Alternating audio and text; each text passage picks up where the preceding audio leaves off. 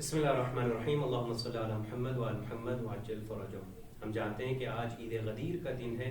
یہ وہ بڑی آیات میں سے ایک عید ہے کہ جو شیعیان حیدر کرار اس کو بہت جوش و خروش سے مناتے ہیں۔ آپ سب کی خدمت میں اس بڑے دن کی جو کہ عید غدیر ہے، عید اللہ اکبر ہے، اس کی مبارکباد پیش کرتے ہیں۔ جیسا کہ ہم جانتے ہیں کہ عید غدیر 18 ذی الحجہ کو منایا جاتا ہے، اور غدیر خم یہ وہ میدان تھا جو مکہ اور مدینہ کے درمیان میں تھا۔ حجۃ الوداع کے بعد رسول اکرم صلی اللہ علیہ وآلہ وسلم نے جتنے افراد جتنے حاجی آگے جا چکے تھے ان کو واپس بلایا، اور جتنے پیچھے رہ چکے تھے ان کا انتظار کیا تاکہ وہ اس مقام پر اکٹھا ہو جائے۔ اور جب ایک مقام پر وہ گیدر ہو گئے، جمع ہو گئے، تو اس وقت آپ نے لوگوں سے پوچھا کہ تمہارے نفس سے برتر کوئی چیز ہے، کوئی شخص ہے؟ تو لوگوں نے کہا خدا اور اس کا رسول ہمارے نفس سے برتر اور بالاتر ہے۔ پھر آپ نے فرمایا الا من کنت مولاه فهذا علی مولا، جس کا مطلب یہ ہے کہ جان لو جس کا میں مولا اس کا علی مولا۔ اور اس کے بعد آپ نے دعائے کلمات فرمائے ہیں۔ آپ نے کہا اللہم والی من والا، کہ پروردگار جو علی کو دوست رکھتا ہے اس سے دوستی رکھ، وعادی من عادا، جو علی سے دشمنی رکھتا ہے اس سے دشمنی کر۔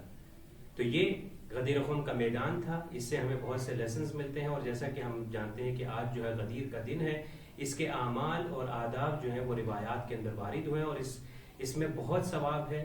مختلف آداب اور اعمال جو آپ کی خدمت میں بیان کریں گے، جس میں سے ایک ہے غسل کرنا۔ اس دن جو ہے عید غدیر کے دن غسل کرنا غدیر کی نیت سے۔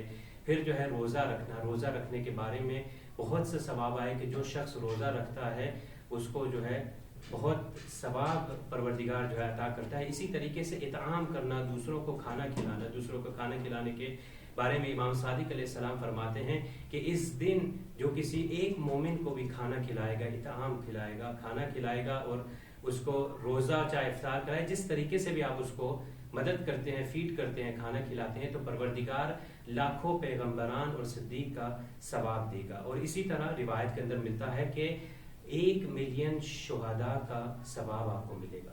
تو اس ثواب سے محروم نہ ہوئیے، کوشش کریے چاہے ایک غریب کو تھوڑا سا کھانا کھلا کے یہ ثواب جو ہے حاصل کریں۔ تو بیان ہوا غسل کرنا، روزہ رکھنا، اسی طریقے سے عید غدیر کی 2 رکعت جو نماز ہے، پھر جو ہے صلہ رحمی کرنا، مبارکباد پیش کرنا۔ جب ایک دوسرے کو مومنین ملتے ہیں تو یہ کہیں الحمدللہ الذی جعلنا من المتمسکین بولایت علی بن ابی طالب والائمۃ المیامین علیہ السلام، کہ پروردگار تیرا شکر ادا کرتے ہیں کہ جس نے ہمیں متمسک رکھا ولایت علی ابن ابی طالب سے۔ ہم جانتے ہیں کہ غدیر یہ وہ دن ہے کہ پروردگار نے جس دن دین کو کمال پر پہنچا دیا، یعنی دین بھی کامل ہو گیا اور تمام بھی ہو گیا، جیسا کہ سورہ مائدہ کی 3 آیت کے اندر پروردگار کہتا ہے یوم اکملت لکم دینکم واتممت علیکم نعمتی ورضیت لکم الاسلام دینا۔ اسی طریقے سے سورہ مائدہ کی آیت نمبر 67 میں جہاں پر رسول خدا کو یہ کمانڈ کیا گیا، آرڈر دیا گیا کہ یا ایھا الرسول، کہ اے رسول بلغ ما انزل الیک، کہ اس چیز کو ڈیلیور کر دو، اس چیز کو ابلاغ کر دو، پہنچا دو لوگوں تک جو تم پر پہلے نازل ہوئی ہے۔ تو یہاں سے ہمیں سمجھ آتا ہے کہ اتنا امپورٹنٹ ایشو تھا کہ اگر رسول خدا اس ولایت کو، ولایت علی ابن ابی طالب کو لوگوں تک نہ پہنچاتے تو گویا ایسا کہ آیت میں جیسے بیان ہوتا ہے ایسے فما بلغت رسالتہ، کہ رسول آپ نے ایسا ہے کہ گویا آپ نے رسالت کو نہیں پہنچایا۔ تو ہم یہ جانتے ہیں کہ یہ باعظمت دن ہے جس کا بہترین طریقے سے ہم لوگ اس کا فائدہ اٹھائیں، ایک دوسرے سے ملیں، صلہ رحمی کریں، پیار محبت سے بیٹھیں، انفاق کریں، صدقہ دیں، چاہے تھوڑا سا ہی کیوں نہ ہو مگر ایک دوسرے کی مدد کریں۔ تو پروردگار نے ہمیں اس چیز سے نوازا ہے۔